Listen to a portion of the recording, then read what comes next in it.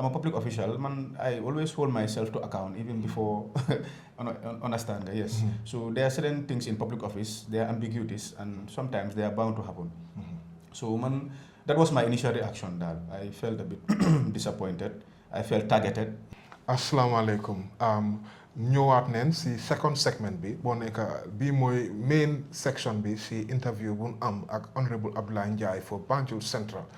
What's on Gambia génnoon neen benn publication boo xam ne am na 2.6 thousand likes, 758 comments ak 54 shares.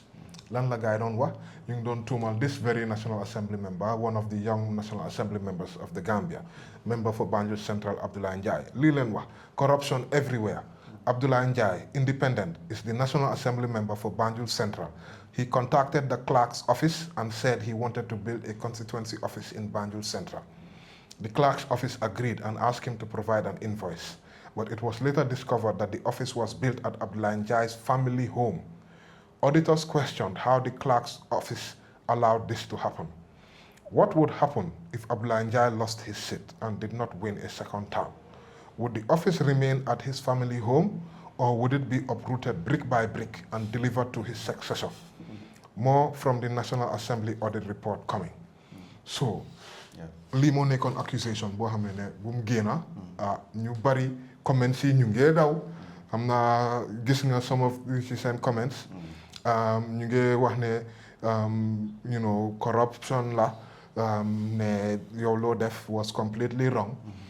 Just lan moo nekk sa gis naa sa clarification te dineen si ñëw but lan moo nekk sa initial reaction, because gis naa ne one of the things you like raise moo nekk ne reach out they did not reach out to you. Moo nekk What's on Gambia did not reach out to you. Lan moo nekk sa initial reaction si tuumal bi ni bun la tuumal? Yeah, so my initial reaction, Mom, I was quite disappointed because man personally, I'm a huge fan of the Whats On Gambia. What's on Gambia? Okay. In as much as maybe you can't say that they are proper media entity, still they have their own ways of putting information out there. Putting pressure on the government. Authorities. Yes. You understand? Because we are public officials and ordinary citizens should be held accountable for what they do, let alone actually we are in public office. Okay. So, dama feel ne, so say why I was disappointed, dama feel on in as much as ethics is propelled on every facet of society, but most especially us in public officials. I think in media fraternity that's what we call ethical reporting. Wow. I'm then lu ñu Cerno Jallow Charter. Moo nekk sun code of conduct for Gambians journalists. I don't even know it's that. the Gambia Press Union code of conduct. Exactly, yes. Yeah. So feel naa ne dara su nekkee jóg na I think daf dee important nga njëkk a def leerlu because loolu without even yëfi media stuff bi sax nii loolu suñ diine sax moo ñu ko jàngal. You understand ne information suñ la ko isolé rek li nga war a njëkk a def mooy balaa dara da ngaa njëkk a leerlu. You understand man part boobu rek moom maa xala naxari because the thing is dama feel ne pour nga jël dara nga levi ko si deri jàmbur ne dafa corrupt or dafa engage in corruption ak yu demee noonu dafa diis torop te ñun ñëpp dañ jógee from families. Understand nga ku si nekk tam mu am taxawaay bu mu am si réew mi ku si nekk tam mu am li ñu la xamee ak yëpp nii ma fiiloon ne nag if they had known me as a person maybe duñ doon àgga foofu. You understand I'm not better than any other person. You understand but dama feel ne maybe I understand if this media stuff most of it ku si nekk danga day yàkkamte nga am a particular story xam nga pour maybe augment sa likes yi or ak yu demee noonu pour sa media engagement si noonu but things that actually touch on people's character to demean them ak yu demee noonu dama feel ne is so far reach si loo xamante ni is so non ambiguous bi nga xamante ni in a matter of seconds it would be clarified and then people will understand the hanga dara so understand the genesis bi rek dang day am su nekkee borom xel nga di nga understand ne lii la nga understand so man loolu rek moo ma xaroon na So reach out on moo man naxari yeah ba pare the thing is did they reach out to you? no one reach out to me ak yu demee noonu yëpp understand nga so I'm like man tam I'm a human being I'm like kanali is it ill intended or whatever because something like this Because man sa remember na bu mu xewoon yeah man straight away I reach out to you exactly pour laaj la man noonu laa understand ethical journalism that's exactly you know wow noonu laa you were not in town actually at that time exactly but I still responded yes you understand because gën nga sa clarification foog naa ne within 24 hours yes I saw your clarification media personalities ak ñeneen they actually reach out to me when they reached out, I'm like, yeah, this is what I actually expected. I'm a public official, man. I always hold myself to account, even before understand. Yes. So there are certain things in public office, there are ambiguities, and sometimes they are bound to happen. So man, that was my initial reaction. That I felt a bit disappointed. I felt targeted at some point. Understand that might not be the case, but we are all human beings. Something lo hamane dama feel ne one would have just reached out. If you had reached out to me and then you heard from me, then whatever you post is your issue. So then follow parliamentary audit reports exactly, yes. And the thing is you publish exactly, and that's not correct. And I feel that in as much as there are pressure groups around Akiepni, understand that not all public officials are corrupt. Not all public officials are bad people. Akiepni, we come from families. We come from the community. Actually, we were just opportune to be in these positions. Understand that? We don't know if in the next 2-3 years, if we don't know if we're gonna still occupy the position or not. Exactly. So because people come and go, so we are not ordinary citizens, but we are still ordinary Gambians like any other person. Of course. Yeah, understand. Yes. So you cannot just take a particular cohort of people, right? Because of they are in public office, right? All politicians. You understand? So I think we have to change our outlook and our mindset towards the things that we do. So that's exactly how I felt about this. My initial reaction, basically, yes. So it was a bit disappointing because sometimes people will write certain things, they don't know how far those things go. I understand. But still in that same vein, there are a lot of good that came out of it because I didn't understand how much support I had from the populace, and not even from people that know me exactly, but people that have worked with me professionally. A lot of things I would have done whatever I wanted with it. People that actually I'm not even close to, but then so they know, they understand. So when they see certain things, in fact, they just call and say, media, I'm like, well, I'm in public office, so these things, they are bound to happen. My only issue was that I felt that they should have.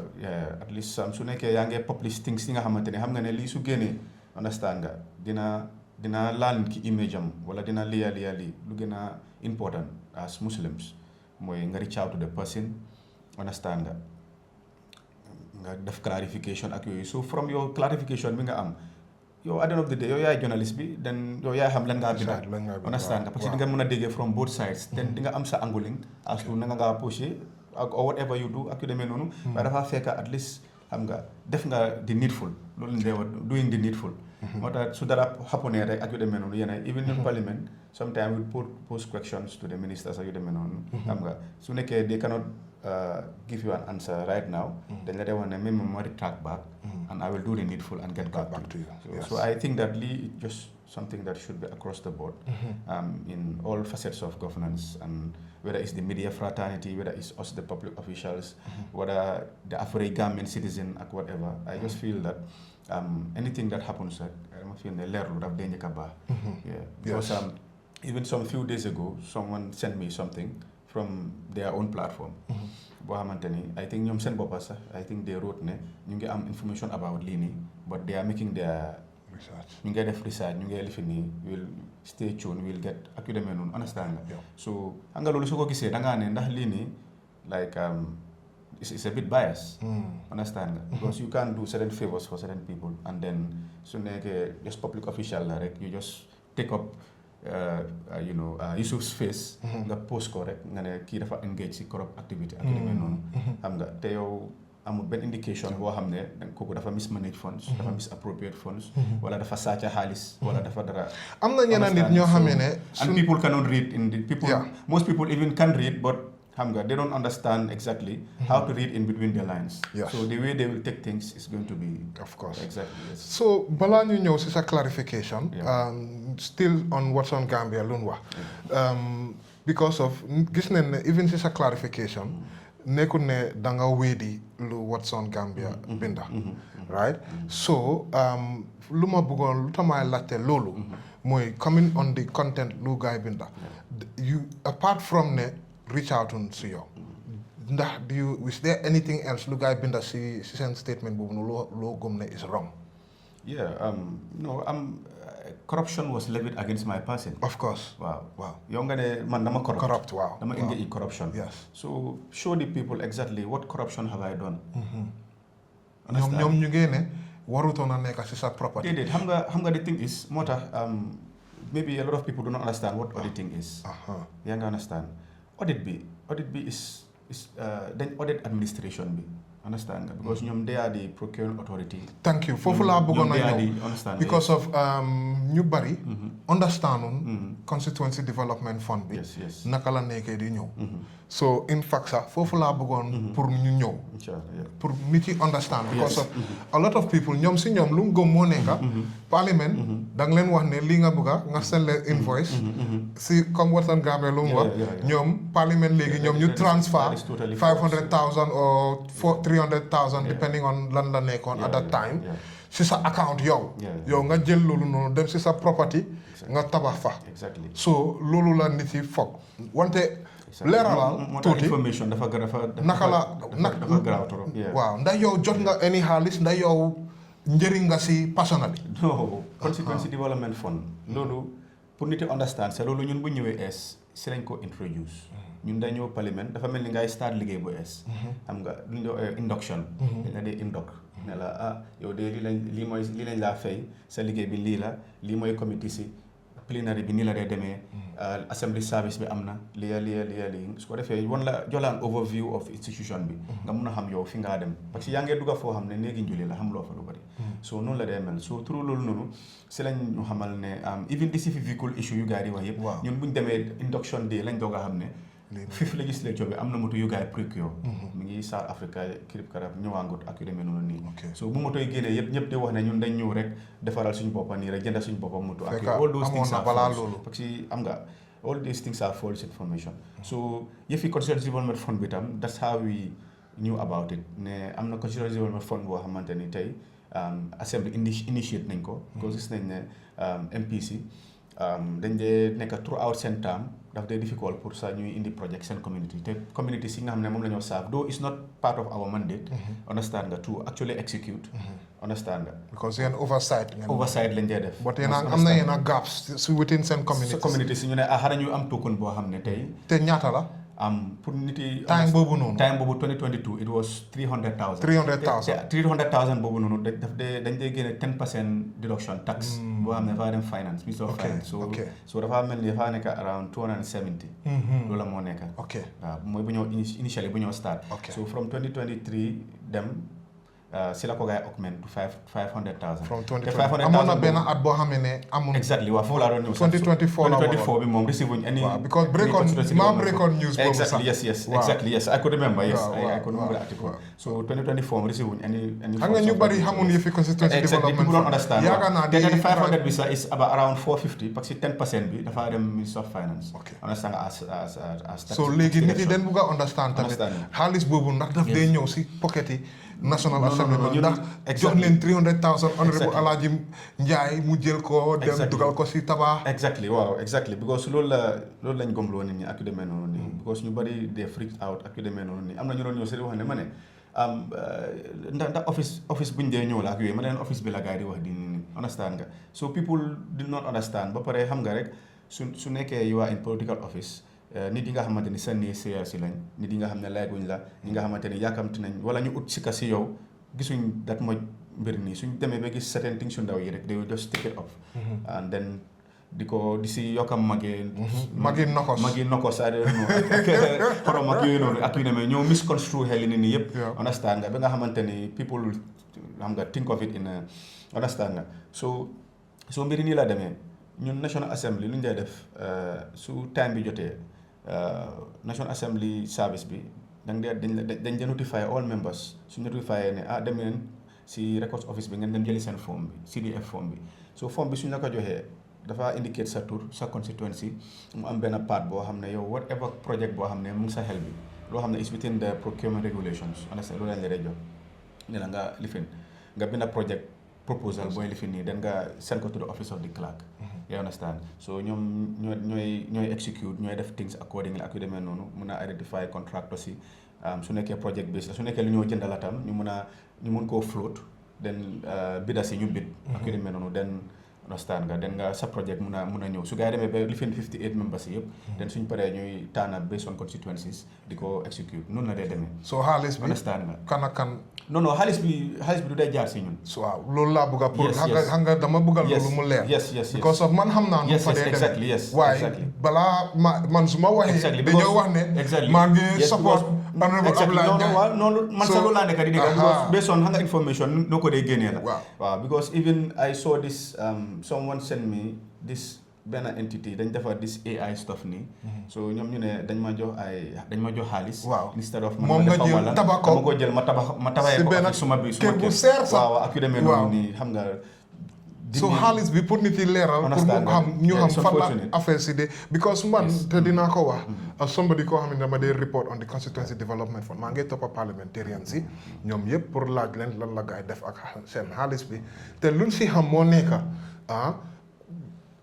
parliamentary clerk am neen finance clerk ñoo dee nekka in charge of procurement bi so yow soo bindee sa proposal mu nekka kon lu honorable bi wax den dee jël ñu xool yow dang dee mën a recommend contractors wala non so gis nga yow you cannot ñoom ñoo dee tànn contractors yi ñuy implement project boobu noonu so xaalis bi si diggante finance yi clerk National Assembly ak contractors yooyu noonu la dee dox parliamentarian bi du si dee jot dara so loolu laa bëggoon pour leeral am naa xëj na honorable Njai yow nga see yokka tuuti balaa ma ñëw si sa clarification si proper exactly yes so exactly ni nga ko explainer basically noonu la dee demee so soo bindee sa form ba pare so si nga ko dee jox assembly service bi so assembly service bi ñoom because the thing is even soo bàyyi xel suma clarification bi man dama dee feel ne we all have a duty to protect not just parce que lii bu mu génnee man filu ma ne rek I'm not that type of person filu ma ne rek dama génn ma ne office of the clerk bi National Assembly service bi lii non understand dama feel ne I also am part of the institution I'm not just a member of parliament ma segment suma boppa I am part of the institution understand nga so ñun tam we have to protect the institution as itself as a National Assembly of course understand nga yes